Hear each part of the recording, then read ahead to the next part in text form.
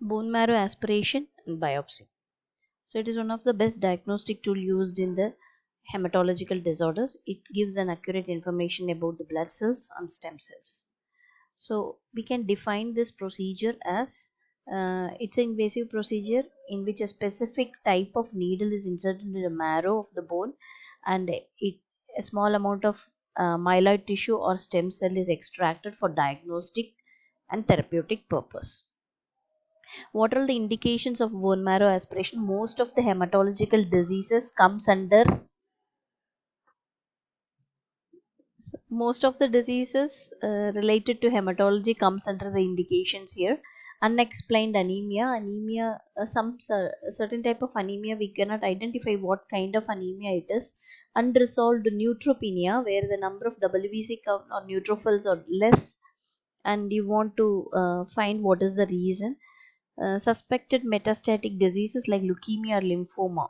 The patients with leukemia and lymphoma, if you want to exactly diagnose the reason or the cause, bone marrow aspiration is necessary. Immunodeficiency disorder.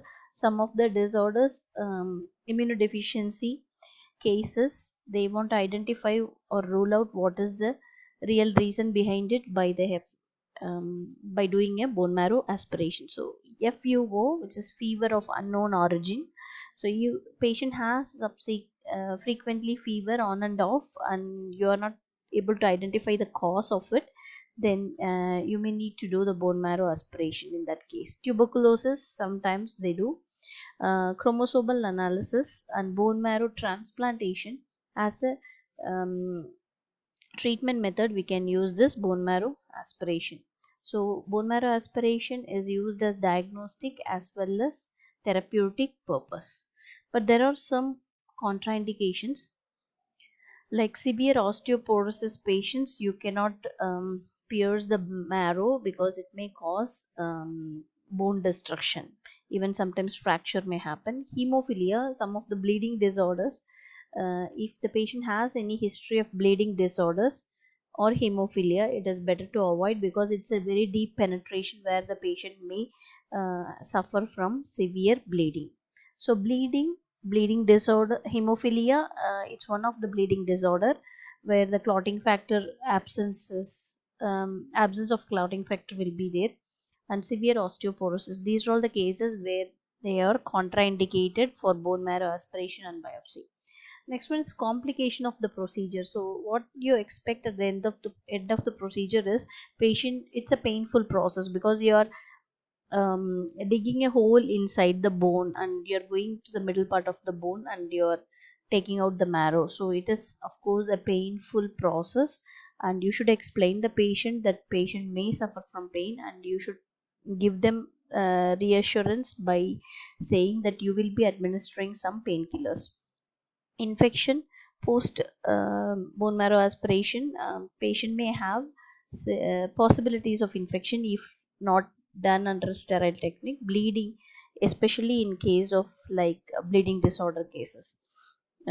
Perforation of major vessels happens if the person is not well trained, and especially in the area where there is iliac crest. There are a lot of major vessels running, and there is possibility of perforation. So we'll see the list of equipments needed for the procedure. Actually, it is the nurse's responsibility to arrange the articles necessary for this procedure. So yes, of course, it's a sterile procedure. You need everything sterile.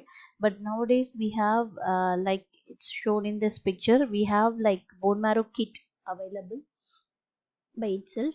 But otherwise, you have to arrange all the articles in a sterile container, like gloves or PPE as per necessary, like glove, gown, and mask, and face shield, whatever is required. Betadine for cleaning solution, sterile drape to cover the other area and to open only the um, site. Syringe and needles of various sizes, because we need syringe to inject lidocaine, and needles we need to three to load as well as to inject. CBC tubes, because patients marrow sometimes comes like a piece of tissues, or sometimes comes, of course you all know that it comes like a blood. So you need a EDTA tube. These are the EDTA tubes, purple tubes for collecting the marrow, and you need a slides to um, coat the marrow for investigations. Disposable dressing set, because post bone marrow aspiration, of course, you need to do a tight dressing.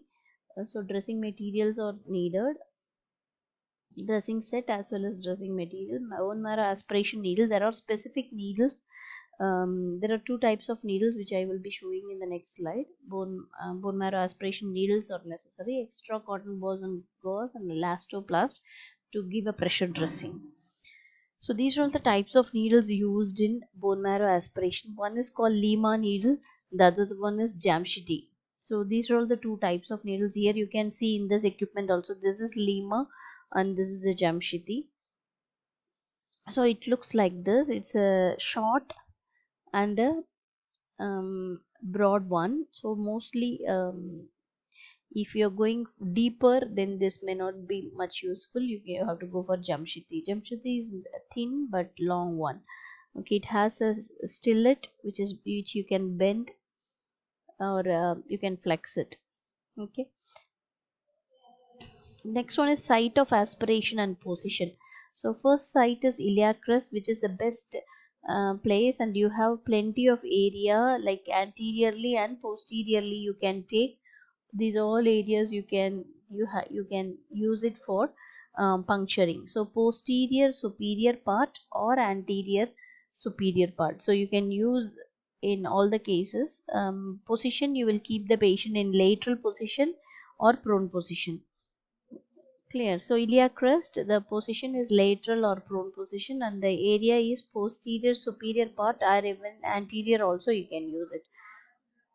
Sternum, in sternum, second space of the sternum, that is manubrium, between the second intercostal space and first intercostal space, you can take puncture and take out the marrow, and the position you keep is supine. But here the area is very less, so if you want a repeated administration, because this bone marrow aspiration, sometimes you may not get the fluid as you expect, so sometimes patient may need to be pricked for twice or thrice. So in that cases, you need a wide area for puncturing. So those who are expert always go for the sternal puncture, and the others they prefer iliac crest, where there is enough area to be taken. The next one is tibial crest. Tibial crest mostly used in the, these are all the two areas, like distal and the proximal tubes, tibia, used in neonates generally, because the neonates have the marrow in the tibial layer because of the growth. They may, okay, and proximal tibia and distal tibia you can puncture it for the marrow.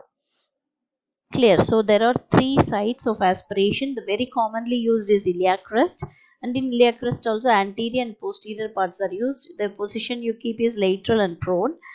Sternum, second space of the sternum, that is manubrium, and the position is supine. And for tibial crest, we use it for babies.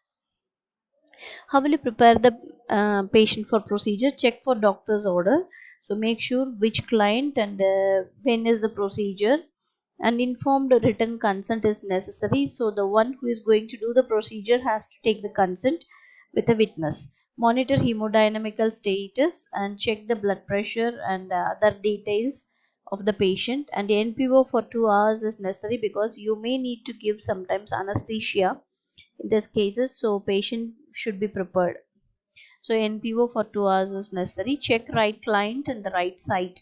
So you have to ask prior to the doctor and check which site is to be prepared, so you can prepare for like skin preparation to remove the hair if it is there in the sternum or tibia, and skin preparation has to be done, and arrange all the articles required for procedure.